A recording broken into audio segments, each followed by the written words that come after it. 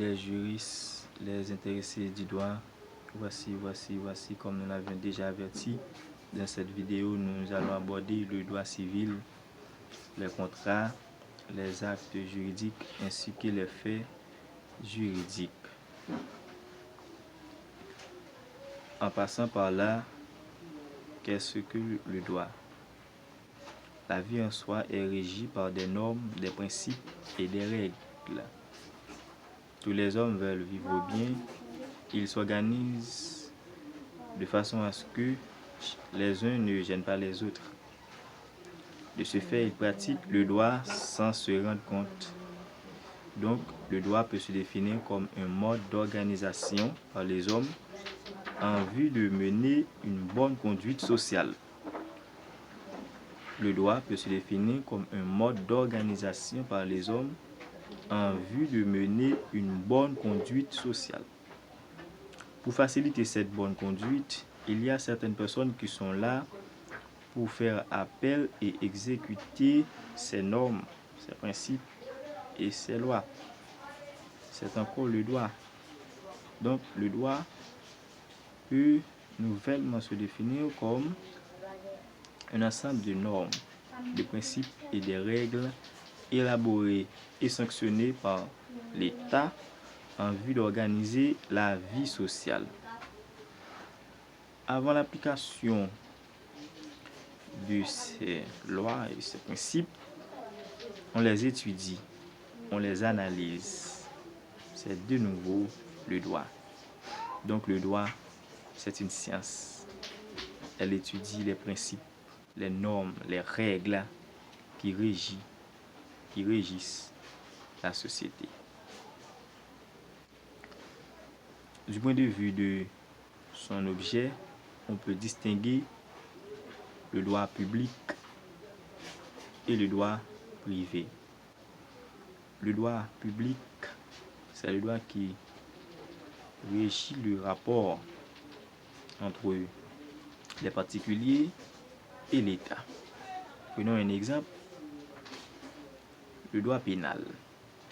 Le droit pénal fait partie du droit public. Parce que lorsqu'un individu commet une infraction, il a provoqué directement l'État. Maintenant, il est en rapport avec l'État. Donc, le droit public s'intéresse aux relations entre les particuliers et l'État. Cependant, le droit privé se tourne autour des particuliers entre eux. Le droit privé s'intéresse aux particuliers entre eux. Prenons un exemple. Le droit civil. Le droit civil fait partie du droit privé. Parce que le droit civil, c'est le droit des personnes, c'est le droit des contrats, c'est le droit des obligations, le droit des biens. Tout ceci font partie du droit civil. Et le droit civil, c'est le droit des personnes, c'est le droit des particuliers. Donc le droit privé s'intéresse aux particuliers entre eux. En parlant du droit civil, il y a trait de souligner les contrats, les actes juridiques ainsi que les faits juridiques. Qu'est-ce qu'un contrat? Vous prenez un taxi d'un point A pour un point B. Maintenant, vous faites un contrat. Vous inscrivez votre enfant à l'école pour l'année académique 2000X1, 2000X2. C'est encore un contrat. Donc, on peut définir le contrat comme une entente, un accord fait entre deux ou plusieurs personnes sur une affaire quelconque. En passant par là, lorsque le contrat nécessite la volonté d'une seule partie, on parle de contrat unilatéral. Exemple, le testament. Le testament nécessite seulement la volonté du donateur. Donc, le contrat unilatéral nécessite le consentement d'une seule partie, alors que le contrat bilatéral nécessite la volonté de deux parties.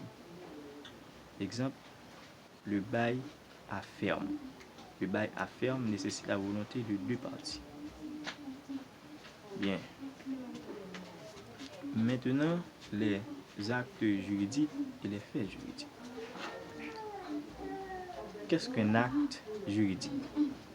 Un acte juridique est un ensemble des actions juridiques, comme on dit, acte juridique, c'est un ensemble des événements juridiques qui nécessitent la volonté des personnes concernées. Les actes juridiques nécessitent notre consentement. Prenons un exemple, le mariage. Le mariage, c'est un acte juridique parce qu'il nécessite la volonté de notre consentement. Parce que deux personnes ne peuvent pas se marier sans leur volonté. Le mariage, c'est un acte juridique. Le divorce, le contrat, ce sont des actes juridiques. Cependant, les faits juridiques ne nécessitent pas notre volonté. Les faits juridiques ne nécessitent pas notre volonté. Exemple, la natalité. Personne n'a nul droit de dire que moi, je ne veux pas être né. Ça arrive involontairement. La mortalité, la majorité, ce sont des faits juridiques. C'est ça la différence. Les actes juridiques nécessitent notre consentement, tandis que les faits juridiques ne nécessitent pas de consentement. Et c'était tout. C'était tout. Merci de votre attention. Si vous n'êtes pas abonné à ma chaîne, je vous conseille pour avoir accès avec la prochaine vidéo. Merci de votre précieux temps. À la prochaine.